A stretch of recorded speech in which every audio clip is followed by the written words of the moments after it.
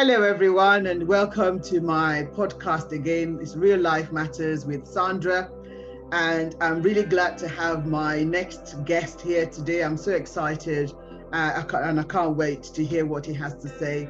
Tunde, would you like to just introduce yourself to our listeners? Okay, my name is Tunde Adibakin, in Nigerian like everybody else. Born in the UK, went to school, came back in my late teens. Typical story, you could say, of the late 60s, early 80s. And yeah, I'm here to share my experiences with you today. Oh, wonderful, wonderful. Thank you. And, as I said, welcome to my channel, and thank you for agreeing to speak to us tonight about your experience. Now, you mentioned that you went back to Nigeria and you went back to do your education. Can you just unpack that a bit for us? When did you go back, and how was your experience going back? I was a classic child of the 70s or late 60s, early 70s. Parents in Nigeria, studied, pardon me, grew up doing all the things young boys did: play football, ride your bike, snow fights, go to school. Grew up in inner city London, southwest, to be exact, just over the bridge, Vauxhall area, which was not too strange. There was a fair community in the Wandsworth area, black families, mixed. And like all kids, Nigerian kids, you went through school being probably the smartest kid in the class, but being smart wasn't something that was lauded at the time. So it wasn't something you sort of actively showed off. Mhm. There was no put your hand up. When they say put your hand up, you'd be the one putting your hand down. I mean, that's the auspice under which we grew up. British kids don't, we don't show off. That kind of thing. Smarty pants was the person people didn't like. So you kind of fit in with everybody else, and it was mixed. African, Ghanaian, Jamaican. We all played football. We all football mad. And of course, anybody who was from about 76 onwards to probably about 80, there was a mass exodus. All our parents going back, getting jobs and moving back to Nigeria and taking their children. Some parents not taking their children, leaving them with nannies. And that's probably a whole different discussion. I know there was a channel, BBC, I think it might even be on Netflix, about a kid who identified as a skinhead. He was black, he was Nigerian, he was left with the nannies. Now, that's a whole different discussion, but we all went through it. I remember going to visit my younger brother. My brother was also, in fact, probably even more so a victim of it. He was left in Nigeria while my parents came over. Then he was brought over. And then, of course, so many years later, we all went back again. I arrived in Nigeria about the age of 8.5, 9. And like I said, Those were your, sorry to cut in. Those were your formative years. Those were the formative years, yeah. Wow. We didn't really have, we really did. So our minds were set on, and if I'm being honest, here in the UK, when you looked up, there were no black role models. I mean, this is in retrospect. There were no black role models. Nobody asked you, what do you want to be? In school, they did this whole thing at, was it 11 plus or whatever it was? I can't remember what age. I wasn't that old yet, but most of us were quite smart. But we didn't really see, well, not consciously, you didn't see education as a part to anything. You got a job as a busman or as a bus driver or a train driver. I mean, my dad worked on the trains. He was a highly skilled mechanic, mechanical engineer. He did loads of different jobs before they let black people touch things, as it were, back in those days. Did additional education here, etc., etc. My mum was a sewing mistress, very highly skilled one, London School of Fashion. She worked with all the big houses, did all these, sample garments, fitted stuff, and she was really good at it. I mean, she had to stay at home. My younger brother had sickle cell, so she had to work from home. But she had a bunch of industrial machines. She got her contracts, they delivered, she shipped things out. So I didn't know any better. We got to Nigeria, It was like, I was told it was this wonderful place, lots of sunshine. I was sold the whole package. And of course, I got to Nigeria, my first, and when you say education, I think we have to split into two things. There is, for us coming back who didn't have it deep, the cultural education, a completely different side of us that did not exist. And then there was the academic education. So in retrospect, I can say I had to live through both. One was easier than the other. I mean, my first problem was I had two distinct experiences on a cultural side. Firstly, there was a group of people who absolutely loved you because you had this funny accent, which was, and you know, they held on every word you said. So you had the fan base.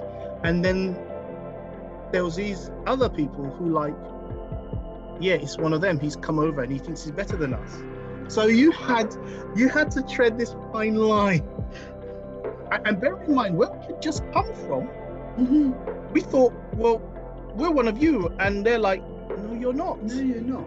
So, and then you're thinking, I'm going to my people. We all look the same. And some of them still don't think you're one of them. So you can imagine what an 8-year-old goes through. I remember going to... What was it like in terms of the language? Obviously, when you say when you're talking, some of them are like, oh wow, you know, this guy, you know, is probably from another planet. You know, yeah, did you understand the language? For me, it didn't take long. Okay. I mean, having a lot of adults in the house and at parties and other things, you picked up the Nigerian twang, the English version of the Nigerian twang. I mean, not understanding Yoruba, well, that was given, but I could at least decipher what was being said.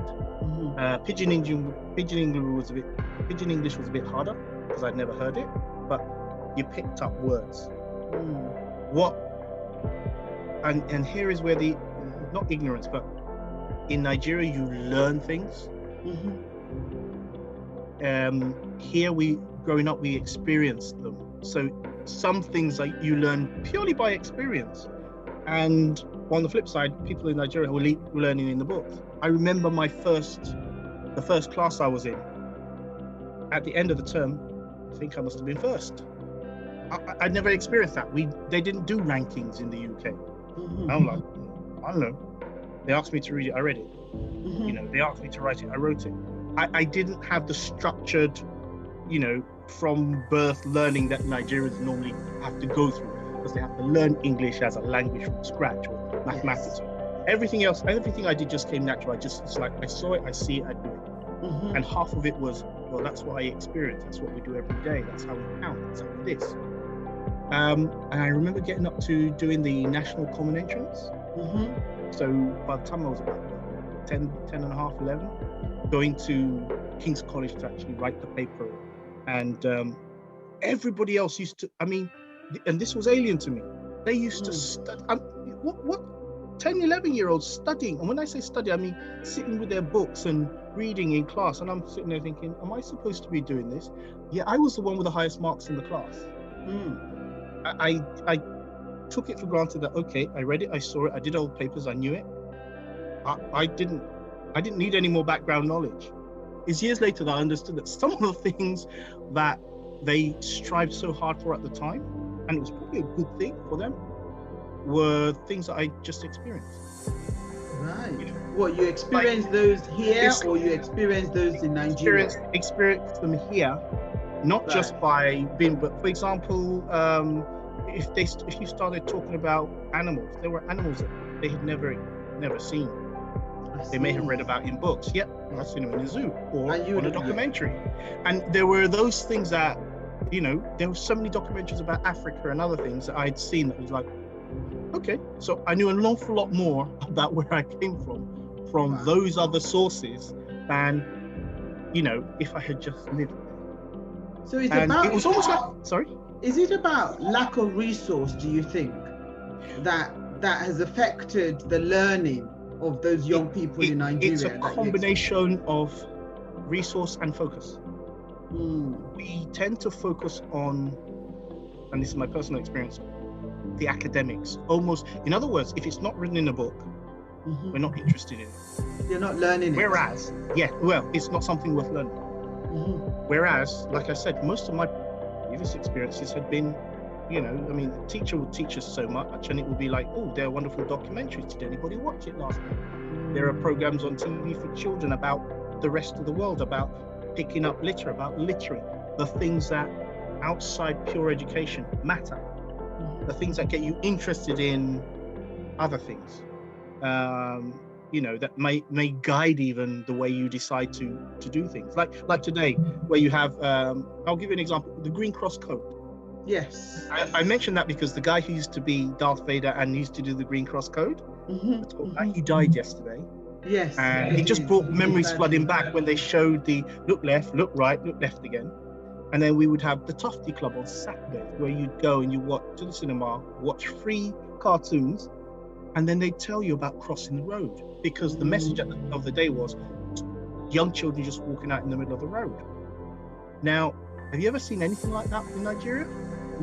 So it's about not just learning at school, but learning was taken outside of school. Exactly. Learning became everybody's business, including media organizations. Exactly. There were things that can't be taught in school, but do form part of what you do in society.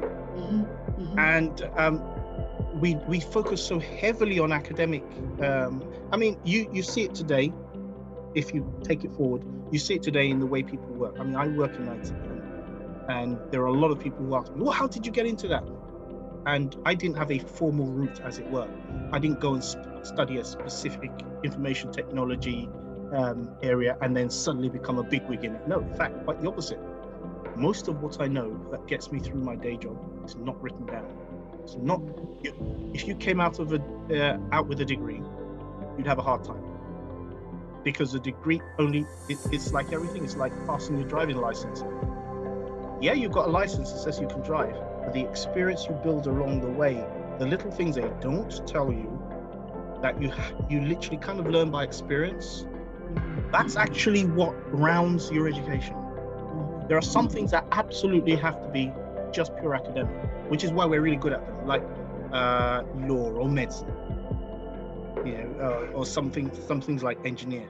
But anything that requires being outside the box, not necessarily, or a combination of, well, here's the academic knowledge, what do you think outside? Where's the outside creativity? You can see it now in the current culture. You'll see a lot more of it, a lot more of creativity, a lot more creativeness is coming out. And I think that we're beginning to understand that education is a balance between, and like I said, my experience of going to Nigeria was, the first one was cultural. I went to Ibadan for my first holiday to go and see my grandmother. And of course, the English kid with an English accent trying to play football barefooted. And remember, we were the Ajebota. Yes. You stood out like a sore thumb. And so it was like fighting battles at every turn.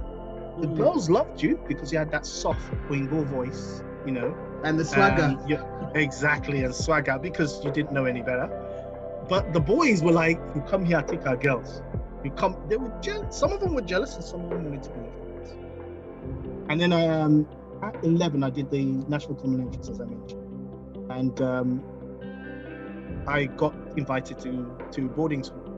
And of course, I went to Federal Government College of Ogbolu. That's in Ogun State. Yeah, shout out to all the Ogbolu people and all the Federal Government College people. Anyone who went to a Federal Government College will know what. So it was a boarding school, mixed. So you can imagine my shock going from a day school, which I absolutely go home to my parents every day, to go to a boarding school. And not that my parents did a bad job, but I was not prepared to go to a boarding school. I did not know how to wash clothes with hands. I did not know how to. There was no washing machine. There was no washing machine. There was no shower. No running water. And this is what I mean by there were two educations. There was a cultural one, a self-learning, learning off others, adapting, mixing, and then there was the academic one. And for most parts, the academic one just happened. Everybody who went to these schools had to have passed the national combination, so we all had a level of academic excellence anyway. Can I just check something? So in learning the new culture and everything, were there things that you had to unlearn? So the baggage that you had with you from here, from England, that you had to unlearn to be able to function at home? Yes, actually, that's a really good question, and I'll tell you for why. And okay, I'm gonna be a man here, so I apologize in advance. It's the easiest way for me to describe it. Everything white was good. Bear in mind that that's all that had been hammered in inadvertently. You got to Nigeria, no roads. It rained. Everywhere filled up, gutters. You couldn't go out. Mosquitoes. And I'm summarizing now. I'm just gently thinking about the cockroaches that used to crawl all over us. The lights that would go, and then you would have to put up. Here's a cultural shock for you. Mosquito coil. I'm sure you remember it well. Yes. Which was like incense. I've never seen anything like it. I had never seen a lantern before. I thought it was an ornament. My mum had them packed away. I thought it was an ornament until she took it out, hid the wick, put some paraffin in it, or kerosene rather, and lit it. So you begin to see my education was completely, for Nigeria, it was completely inadequate as a local individual. Not the academic side, but the other side. The academic side I had no problem with. I just, like most people, well, I say like most people that I knew anyway, like I said, we were all quite high achievers academically. And I was doing it and I didn't realize I was doing it. I was just following the crowd. And it was lauded. They applauded you. Oh, you got high mark, you got clap, or you got a star, or you got a well done from the teacher. And if you got the low mark, you got put in the corner. I thought that's different. Where I was coming from, if you got the high mark, your peers put you in the corner. So that was kind of an integration. That allowed me to integrate almost off the bat with people. But then the cultural things, and let me get back to like I said, everything white was good. Light, electricity, cars that move, cars that didn't break down, roads, running water. All that was good. Nigeria, of course, you came to Nigeria, lights would go off. We didn't know when it was coming on. Oh, let me watch 5 minutes of television, it's gone. Because that's how you soak up some of the cultural stuff. Village headmaster was probably one of my first things, and then I started doing voices and copying. So I could copy. That's how I got through. I copied the accent. I copied the mannerisms, and it took me about a year to start learning the language. Because once I realized that if I started thinking in the language, the words just came out. And like most kids, I learned swear words. The usual. Yes. Those were the easy ones, and you do it with a smile, and everybody laughs with you. So let me get back to the thing that was really stark for me, and I'm sure everybody listening will be able to quietly smile even if they scold me for saying it. As a 9-10-year-old just coming into puberty, as far as I was concerned, perfection was 36, 26, 36. Female measurements, long blonde hair. Yes. Think about it. At that age, that's pretty much what boys think about. It's non-stop. It's so you're just coming into puberty, and it's like, white girls that height. Well, not necessarily white, but that height, skinny. And then all of a sudden, you look around, and the first magazine I saw, again, I apologize, Ikebe Super was the first magazine I ever saw. Boy, I linked on Papa Jasco. Yes, I remember those. I tell you for nothing, something flipped in my brain. All of a sudden, I went from resisting the change, not everything here is bad, everything is, accepting some things like there's no light, big deal. It rains a lot. Okay, we just walk around. We don't need Wellington boots because I wouldn't go out with Wellington boots without them. I'd grown out of them very quickly, and nobody was buying me a new pair. You wear your slipper. So, I can't ride my bike because the roads are rough. We're doing BMX. Let's jump in and out of potholes like Evel Knievel. So my mind shifted, and after reading these magazines, it was like, if you're a young man and you've suddenly got women who are not thin, skinny, 38, 60, 38, 26, 36. Your mind changes. And it just that one thing was across the board. Suddenly, I not just accepted my cultural background, but began to enjoy it. And embrace it for what it is. I'll give you an example. In all the years, I had never seen my father wear native. Even when we came back, he wore French suits, shirt and tie. So that reinforcement of everything we wore was good. And I had never worn native. And I resisted it. Even when my grandma made it, you wouldn't catch me dead in native. Then all of a sudden, it was like a role reversal. You're not wearing native, I don't care. I'm wearing it. All of a sudden, the embrace, just like you have with the Afrobeat culture now, that our children here are embracing it. That was it. I embraced things like Fela. This first Nigerian album I heard was, I think it was Beast of the Nation. 78, 79, when he was talking about Obasanjo and Co. I think it must have been Beast of Nation. All of a sudden, the Green Eagles, all of a sudden, I wasn't supporting the England football team. I wanted to be Christian Chukwu and one of the Green Eagles. All of a sudden, I wanted to dribble the ball like Nigerians rather than kick and follow. So what was it? So what was it in the book, in the magazine, that turned, your mindset? Mentality that they found beauty in what was in front of them in their own kind. I think in retrospect, I can turn around and say, okay, I was black, can't do anything about it. Everything around me was white and had never been surrounded by people who were black. A few years later, it dawned on me that all the judges, all the lawyers, all the doctors, the engineers, all the people that kept things running and doing, and they did these magnificent jobs, were all black, they weren't white. The whole nation being run by black people, which goes to show that we do have the intelligence, the know-how. It's a God gift.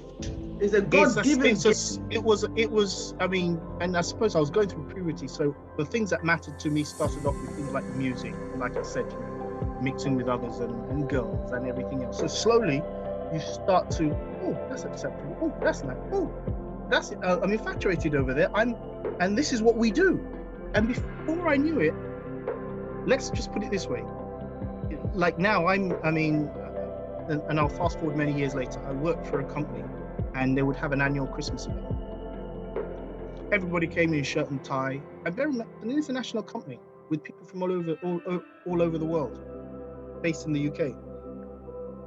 The second Christmas, I wore native with my wife. It was, let me take photographs with you, da da da da da. No shame, no nothing. That's how much I took, for want of a better word, to come out. I was like, I came back to this country and I was happier wearing native. The following year after that, the Indian people in the company came in saris. They felt confident. The Scottish people came in kilts. The Oga of the company came in his kilt. The Texan wore their full. I sat there thinking, what have I started a revolution? But it was almost like, everybody broke out of the almost white formal sort of situation, and it was like they were happy to show who they were. The Indians, when we go out for our team night out, I'll take you to a fabulous Indian restaurant where my family goes. We followed. Things like that. In fact, the only thing that was lacking was an African food restaurant at the time, and this is about 20 years ago. I mean, I think there was probably Mama Calabar and one or two others around, but I had no knowledge of them then. And if I then go back to my original days, like I said, as a teenager growing up, because I think that's the make or break. If as a teenager you don't, what's it called? You don't adapt to, or you don't embody or imbibe the environment, you're not going to.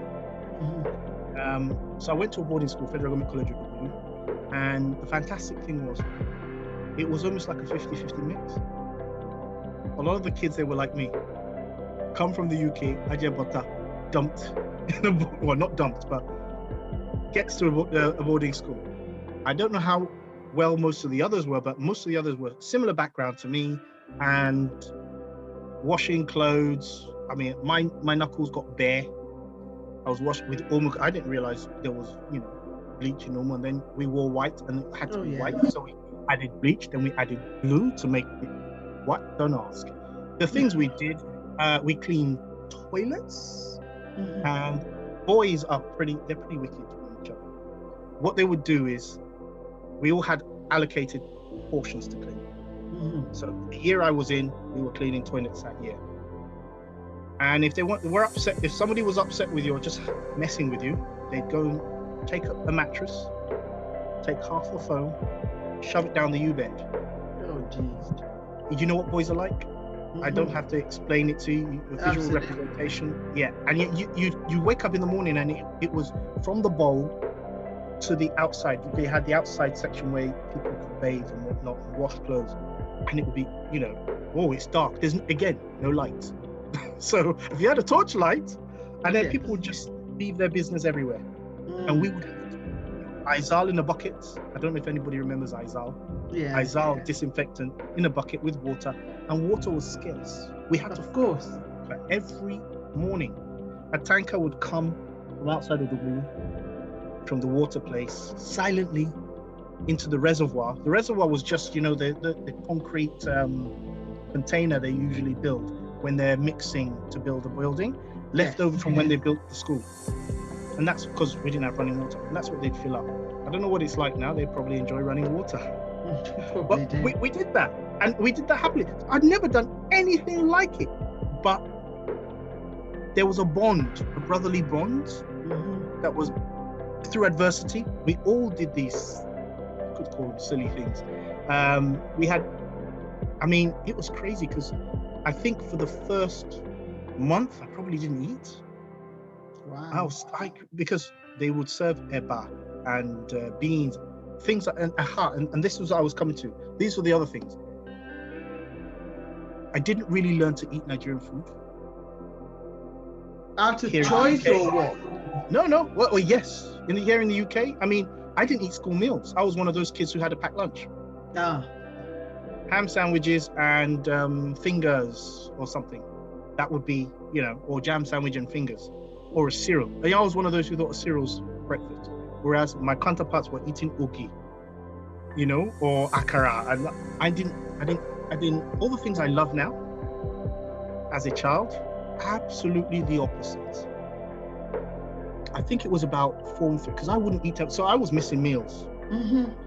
And other people were like, "Oh, you're not eating your eba." Me, I'm having it. Not my meat. So I would swap my eba for meat. Yeah, I would swap plantain for beans. That was another famous one. So you can have my beans, and of course sometimes it would be cooked raw inside the beans. Oh jeez, yeah. So and I'll get lots of dodo, and I'll swap my beans for dodo. So I literally lived on the bread they gave us in the morning. And if we're lucky, it was rice in the evening. So that kind of happened to me. And then, provisions. You all bought provisions.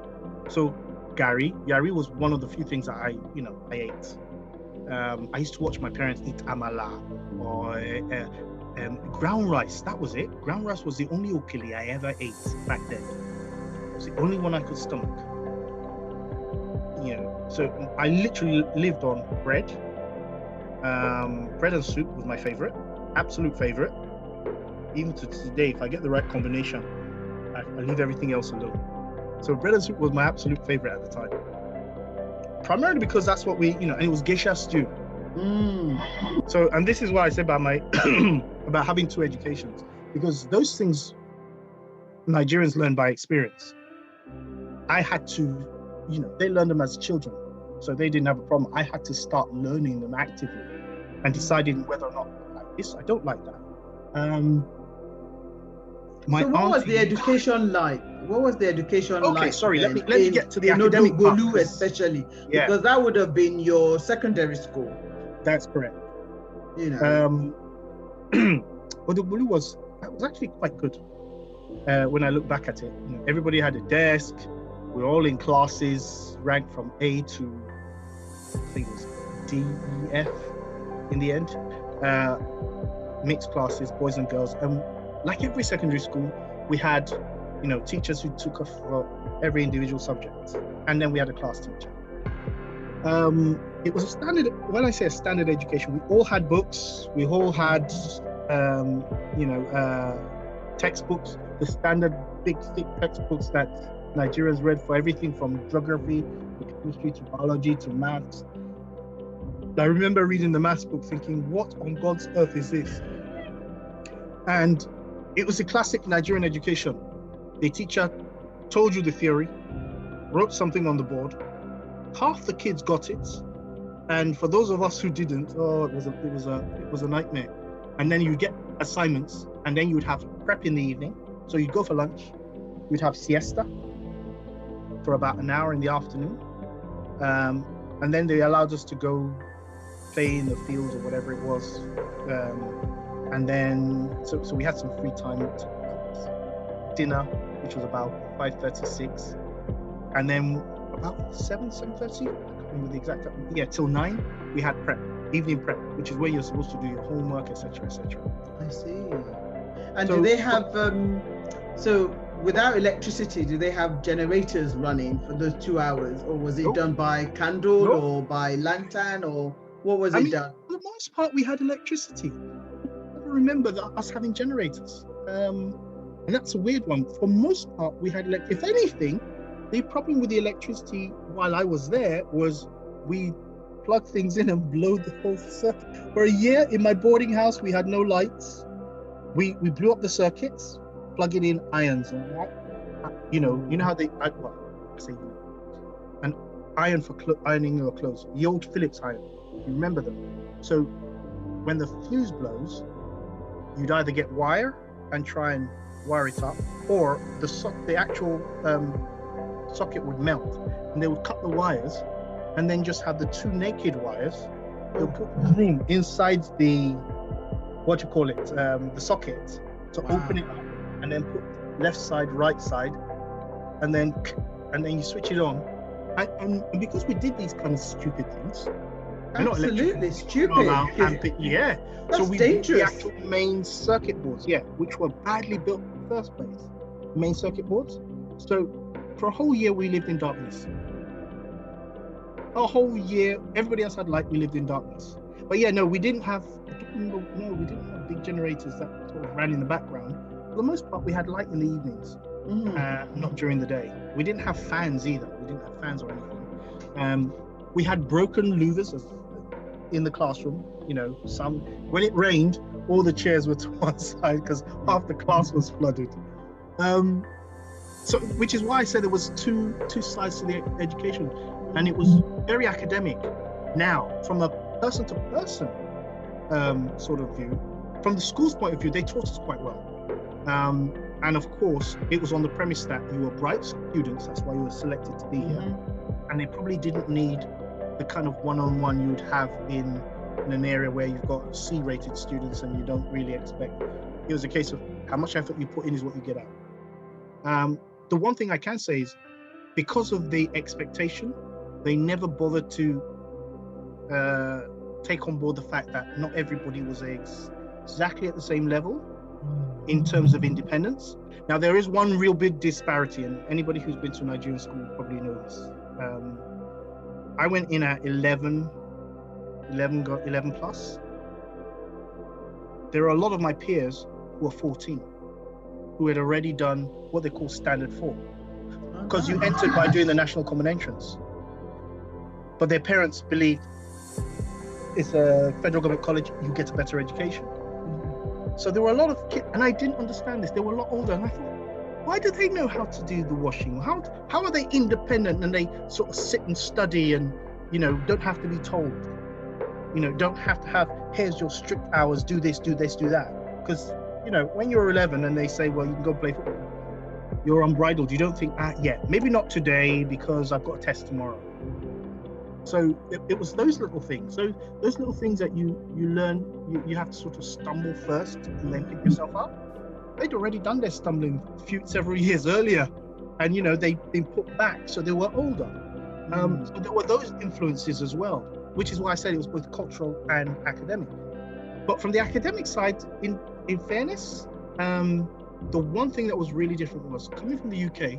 Nobody asked you, what do you want to do? And I'd never ever thought about it, other than I'll play football, and maybe I'll be a bus driver or a train driver. Jobs you could see other black people doing at the time.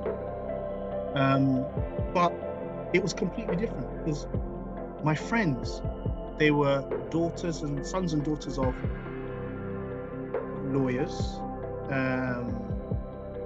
ministers, academics.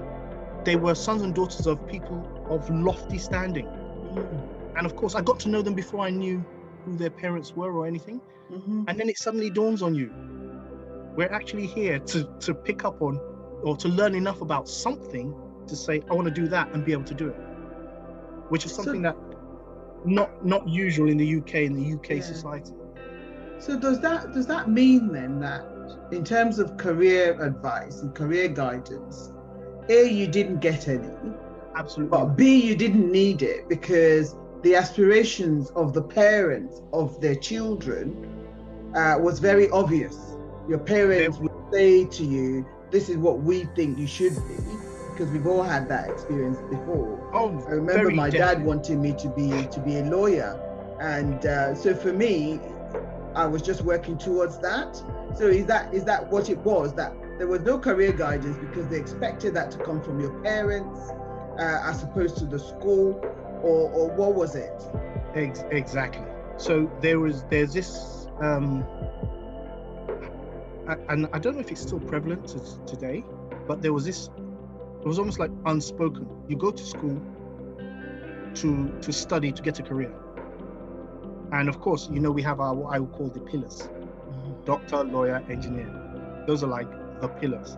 The kind of things that we do these days that say, hey, what is it you're saying? You're a YouTube what? And until you've built the house for your mother and your father, they won't tell you to continue influencing. I'll give you a really interesting, two little anecdotes. 1985, I think, anyone our age should remember, the Nigerian Junior Eagles, or Baby Eaglets, or whatever you want to call them, the under 17, won the first Coca-Cola under 15 World Cup. 1985, I remember it clear as day. I'm pretty sure that was the year. They won and they named roads after them, and their parents that had been shouting, go and read your book, leave this football alone. Their children were now being, outed to play abroad and whatnot. And all of a sudden, this is a career, you get paid for this. All of a sudden, mindsets were changing little by little. Fast forward to today, I recently watched a video. I'm sure you've heard of Emanuela, the little girl. She's a teenager now. And she was doing a thank you video to her parents and showing around the new house she's just built for her parents. I've done my money like this. So from doing YouTube snaps and comedy and as a child and having enough, and that's the difference. Nigerian children have wherewithal. They know what they want to achieve, and whatever talent they have, they latch onto that and say, how do I achieve success or whatever it is with that talent? She built her parents' house. I'm sitting there thinking, if that's your parents' house, what does yours look like? I'm sitting there thinking, how old? But that mentality is still there. Even children, they aspire. My nephews and nieces, even when they didn't know exactly what they would be, they knew that it has to make money, it has to be like this. Let's start with a good education. My nephew educated his way to the US. My niece has done the same thing. She's in one of the international schools in the Netherlands. I mean, absolutely fantastic. But it's a classic example of that abroad that has the next level, Okay, Cambridge. They call it the Cambridge exams. I never heard of it until I heard about Nigerians taking these, and I'm like, Yes. but they all want to do it. They all want, and also they think we over here, and maybe it's because we have a wider girth of things academically, but for them it's like the best or nothing. So that mentality, that's kind of the thing that rubbed off. I go into an area, I thought, well, I pat myself on the back every so often and I say, it's still the best at what I do. Because time and time again, I have to prove myself. And anyone who works in this country and, as a black man, it's standing out in the middle of everybody else, I have to work twice as hard just to stand still. If I slack, it's noticeable. Absolutely. I can't hide, I can't blend. So, so that's, if anything, that fortitude, that go forward mentality, that I'm 50, I will carry on.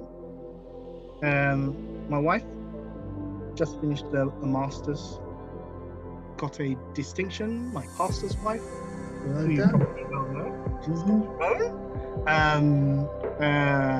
One of my other friends who haven't met, Pastor David, and we're all in our 50s now. He just finished 2 years ago, he finished his a master's as well, another distinction. So it is not, here you'd say it's uncommon. Back home it's the norm. Absolutely. You feel left out if you're not the only. It's like, oh, hang on. Not only do you have masters, but it's distinction. It's a distinction club lawa, and that is, So if I was to wrap up my academic side, I'd say, like everywhere else, you go for it, you learn, you find your niche. And my parents were pretty, I'd say, laid back, because they weren't. I think they recognized that we're all smart, so it was like, the smartness level you guys are at, there is no point. My dad always used to say, decide what you like, be happy doing it, and do it well. And I always took to heart that, okay, so I used to fret, so should I be a doctor, should I? And it was like, no. I mean, I wanted to be an architect, and I was probably pretty good at it before I kind of came back to the UK and fell in sideways into information technology, which a lot of people did. But yeah. So when did you come back? When did you come back to the UK? Well, I what came back age? in 1989. I was 20. Okay. December 1989. I was about 20 years old. I literally, like I said, I was one of those generation. I spent a couple of years trying to get my passport. Once I was over the age of 16, I started applying for it myself. It kind of just turned up, and my brother said, "Oh, well, you might as well go. You can look after yourself." Like in most families, it was a new adventure for me, and it was like going back to the place of my birth. Of course, it was never quite what I remembered it like. And then it's ironic, I started craving all the things that I had learned to love. Wow. What did I learn to love? I mean, I'd say Nigerian food was probably the easiest. My favorite, akara and dundun. You go up to the bus stop, they will put the dundun with dodo and the little stew that they put on top. Or akara. And you have gone to the bakery and bought, those little hump breads or sabo bread. Yeah. And then you just open your sabo bread and you just lodge your akara inside. As one of my friends called it, my friends used to call it, one of my friends, my boss, they call it risky burger. Because he loves it. When he puts your akara or moi moi or something inside sabo bread like this, it's on another level. Absolutely. So ironically, I go and find those things now. I go and find my sabo bread from, Abam. It would be moi moi from the moi moi lady. I suddenly, to the extent that I'll look and I'll like, what am I eating? I don't like chips. Okay, why am I eating chips when there's yam? Why am I eating whatever when there's plantain? Why would I eat a packet of crisps when I can have plantain chips? All of a sudden, that's the mentality. That's my thought. It's harping back. So, which is why I said, for the academic side, the steep learning, the point that we expect you to read your book and you get whacked if you don't. That was probably a start. That happened in primary school, primary 5, primary 6, when we were all studying for common entrance or whatnot. When 7, 8, 9, 10, 11-year-olds were expected to do independent study. That was hard. That was a really steep learning curve for me. But like I said, once I got over it, once I learned, I read the material, I know what I'm talking about, I go on. Yeah, from that point of view, I probably just fit in like every other Nigerian. So what would your advice be to parents who, whether Nigerian or not Nigerian, but wanting to send their kids back to their home of origin, country of origin, in terms of the things to watch out for, the things to kind of help them navigate the children through the changes that they would face? I'd say, I mean, because of course there'll be their children will have a double whammy, and I think this is the thing they may not appreciate. There'll be the academic side. The style is just different. There's no softly, so they need to probably be prepared to have an additional tutor, the one-on-one, at the very least till their kids get up to speed and accept the mentality. Where possible, if there's somebody in the child's age range, cousin or something of that, or family friend or something, who can help embed in. Because if you have that, then it's a little easier to bed in. If you don't, you are floating in flagrante, and kids will be kids. So like a buddy or a mentor? Yeah, like a buddy, somebody who will take to them already and automatically sort of help integrate them, help get them to adjust. So you don't lose anything while you adjust. I know a lot of people who just hated the experience so much, and their parents couldn't see it. They thought, we're giving you the best. And it's like, but I don't want this experience.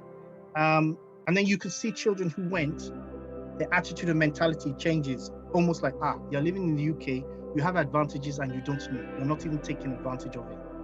It's almost like an enlightenment is one of the things that happens. So that's both cultural and academic. And if your child was non-academic here, playing around too much, you better be serious. Then they get to see, how hard life can be. Some of them buckle up, and some of them just are not up to it academically. And the parents have to be able to recognize both. And for those that might not, for the children that might not be academic, would you say that, in your view, in terms of how you've experienced Nigeria, would you say that maybe not the place to be? Because obviously vocational training and vocational courses, I'm not sure how far advanced we are in providing or making provision for those that are not academic. Yes. Now it's ironic. We used to have places like Yaba College of Technology and technical colleges and other things. And truth be told, most of those are probably pure academics now these days as well. They offer HNDs and other. They don't necessarily offer what you would call, vocational, like the old GNVQs and whatnots we used to have here and sort of were recognized there. I mean, I'm sure, I haven't investigated recently, that they've probably got a structure out there. But I'd say that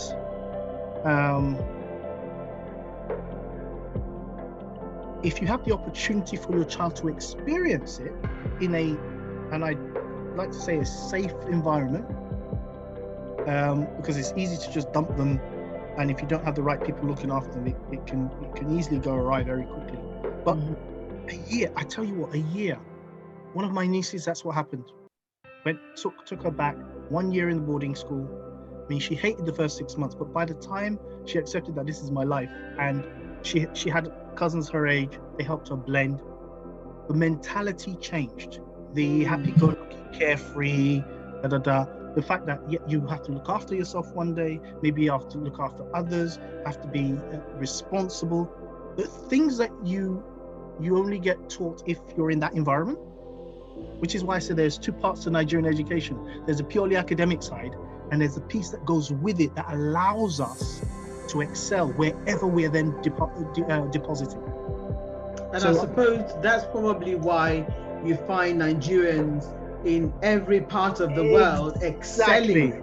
excelling so much, because it doesn't matter where you put us, you know, we're ready to go. We're ready to go. Which is why I use my niece and my nephew as an example. How many 17-year-olds say, right, I'm going to go and take that exam, that exam, that exam. I'm going to the USA and I'm going to do a 4-year program, then do masters. He's doing exactly what he said he was going to do. My niece said, I'm going to do the international baccalaureate and get a scholarship to. She's done exactly what she's said about, and she's saying she wants to do this PPE. I can't remember what it's called now. This you know, politics and philosophy and whatever, ethics or whatever it's called. And she's going to go to Stanford or something. And she's a straight A, triple A star student. Well done, girl. But, you know, from the off, she'll be that when she says, you're not serious. When she said, it's the way she says it to some of her peers, you're not serious. Me, I'm going to go and study. And you sit and think, that's not a mentality that just grows by itself. No.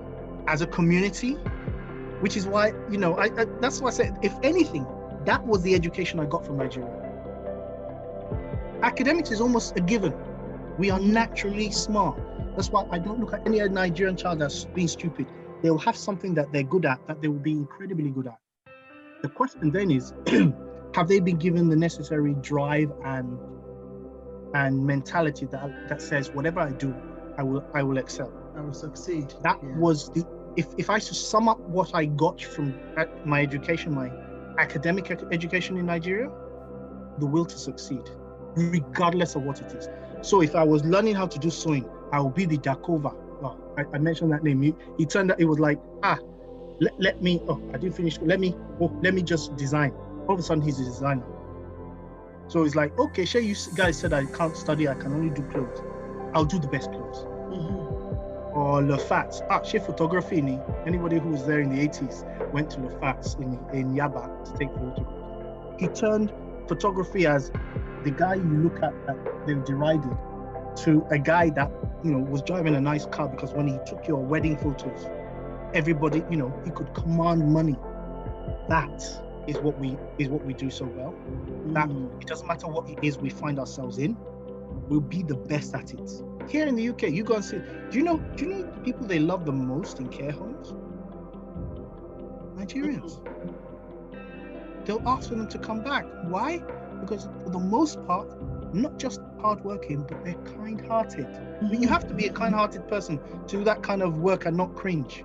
I think also hardworking, kind, compassionate. Yeah. You know, they have empathy. You know, you could list it. The list goes on. Exactly. And you need that to care for people. Oh, yeah. And ironically, I then find myself, where I work, I find myself counseling Oyinbo that is in this cushy job, and I told them point blank, I said, you see that guy over there, security guy that you've been seeing for the last 3 years? I said, he now has a master's. I said, in 3 years' time, he'll be not guarding the building, he'll be inside the building on one of those floors. And every single time, you know what Nigerian will ask me, Oga, how do you get inside there? Whenever I see a Nigerian, I can tell, because the first thing they do is they smile at me. It's like, another black man. Then they will ask, how did you get inside there? Whereas their Oyinbo counterparts come back 10 years later, they're still there. One of my nephews flunked out of school here in the UK, and you know, he was in McDonald's, and he was like, oh well, that can be. I said, I said, okay. I said, give yourself 5 years in McDonald's, and what you do is this: you work your way up to being a manager, do every single job possible. And what you then do is you go and get the franchise. And you, like I said, like the Indian guy, you go and own your own. Don't be the guy who looks at the guy who drives the Mercedes through the drive-thru. Be the guy who, when they say whose car is there in the corner, oh, that's the owner, let it be yours. Let them not say you're just the guy who flips burgers 5 years from now. That's the kind of advice. Why would I give that kind of advice? Because our mentality is, if I go in there and I start cleaning the floor, I finish being the Oga and owning 2 or 3. Absolutely. So I recognize that as a mentality, which is why in the diaspora, go and look at every statistic, the US, UK, we are the most educated, immigrant group anywhere in the world, wherever we settle. We out-educate the people who we are, you know, who we get the education from. think, you're wasting it. You're riding a skateboard, you're doing this, you're doing that. When you could be, and that's our mentality. That mentality, that is the real Nigerian education. Thank you. Thank you. You've wrapped up really well there. So I hope I've given you guys a taste. I mean, I didn't go into my boarding house life too much because I realized that I might frighten some people. Yeah. But so, yeah. I think you've given us quite a lot in there, and thank you so much for, just kind of being open to share your experience with us. For those of you that want to, you've got one or two things that you want to share with us, put those in the comment section below, and please do press notification button so that we can let you know when we upload any videos, and also do share this video with your friends and your families. And until the next time, we'll see you again. Take care, and God bless you. Bye for now. Bye. Thank you for having me.